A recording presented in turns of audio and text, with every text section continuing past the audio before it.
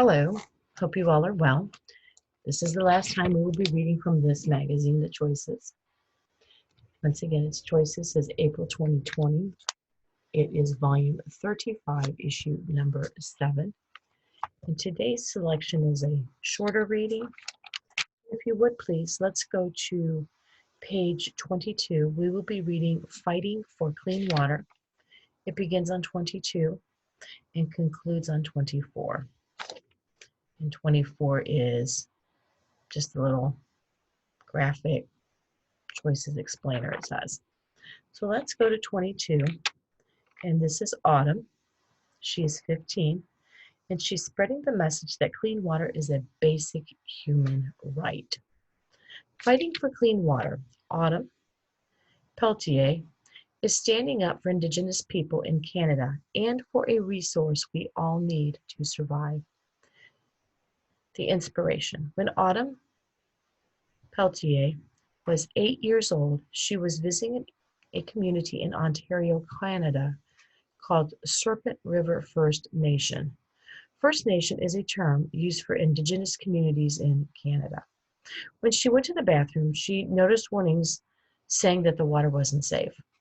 The community was under a boil water advisory. Their tap water was contaminated and needed to be boiled for at least a minute before they could drink it or even use it to brush their teeth. In Canada, many First Nation communities have been living with water advisories for decades.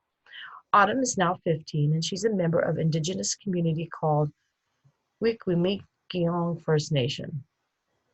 She grew up with the clean water, but it infuriated her to learn that many First Nation communities didn't have access to something so basic and necessary, especially since Canada borders the Great Lakes, which contains 18% of the world's fresh water.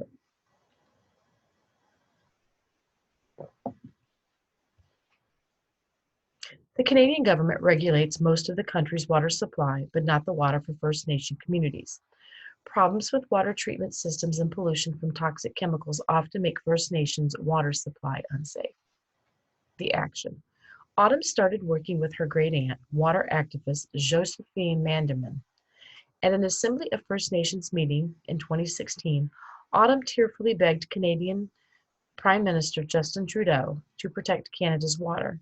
She's spoken at the United Nations in New York City twice, and she's attended the World Economic Forum's meeting in Davos, Switzerland. She's sharing the message that clean water is a basic human right. Last year, Autumn was named the Chief Water Commissioner for Anishinaabe Nation, a group of 40 First Nations across Ontario. The position involves visiting First Nation communities and speaking publicly on their behalf.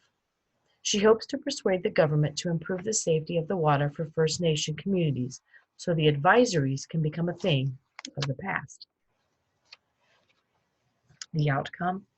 More than 80 water advisories have been removed since 2015, and Prime Minister Trudeau has promised to end all advisories in First Nations communities by 2021.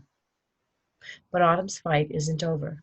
Dozens of communities still lack access to clean water. So Autumn will keep speaking out. As she told the United Nations in 2018, one day I will be an ancestor and I want my great-grandchildren to know I tried hard to fight so they could have clean drinking water. Excuse me. The yellow box says 3 fast facts